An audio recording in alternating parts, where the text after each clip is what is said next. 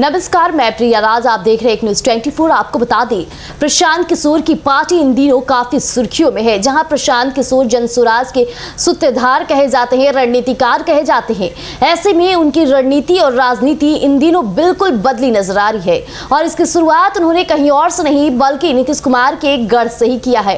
हालांकि सत्ता में बैठे नीतीश कुमार ने कई ऐसे कार्यों किए हैं जो कभी तो तारीफों का कारण बना है तो कभी आलोचनाओं के भी कारण में सामने आए हैं।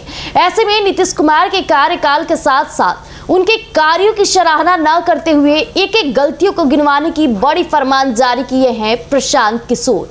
प्रशांत किशोर ने साफ तौर पे कह दिया कि वो किसी पार्टी के साथ विलय नहीं करेंगे। किसी पार्टी के साथ जाकर चुनाव लड़ने की रणनीति उनकी हमेशा से नहीं रही है और इस बार भी नहीं रहेगी। ऐसे में वो अकेले चुनाव 243 सीटों पर चुनाव जीतने की बातें कर रहे हैं। वैसे में उन्होंने एक अभियान शुरू करने की बड़ी पहल जारी की है, जिससे साफ तौर पे चुनौती उन्होंने नीतीश कुमार को ही दे दिया है। ऐसे में लोगों के घर जाकर उनसे बातचीत कर जो चीजें नहीं हुई है उस पर विचार करना, बातों को समझ लाना, कहीं ना कहीं प्रशांत किशोर की इस रणनीति और लगातार इन सुर्खियों और पहल अभियान की तारीफें भी होनी शुरू हो गई है, क्योंकि वो विपक्ष के तौर पे अगर ऐसे कार्य करते हैं तो इसका पूरा फायदा जनता को ही मिलने वाला है।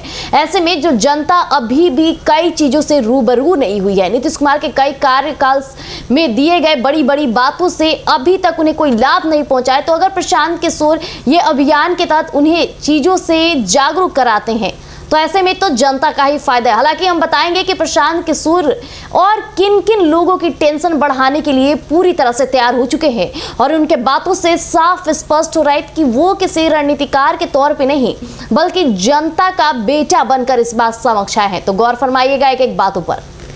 मुख्यमंत्री के गांव से अभियान शुरू कर प्रशांत किशोर ने स्पष्ट संकेत दिया है कि वो सत्ता की केंद्र को चुनौती देने के लिए पूरी तरह तैयार है। जनसुराज का यह अभियान आने वाली चुनावी माहौल में बड़ा बदलाव ला सकता है।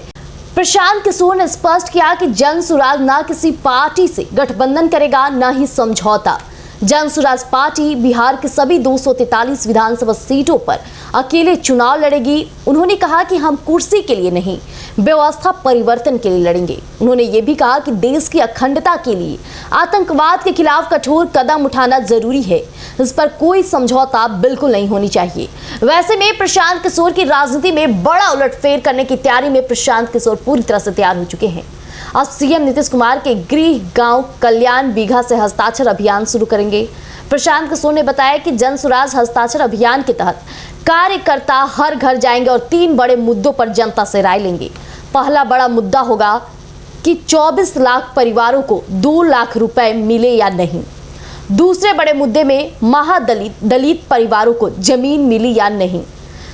तीसरा बड़ा मुद्दा भूमि सर्वेक्षण का कार्य पूरा हुआ या नहीं। उन्होंने कहा कि जनता से इन सवालों पर लिखित समर्थन लिया जाएगा जो आने वाली चुनावी एजेंडे का आधार बनेगा। जैसा कि हमने आपके समक्ष सच्चाई को पेश किया कि पीके 3 प्रश्न करेंगे और तीनों प्रश्न में नीतीश कुमार के कार्यकाल और बड़े बड़े वादे पर धब्बा लगाने का कार्य करेगा।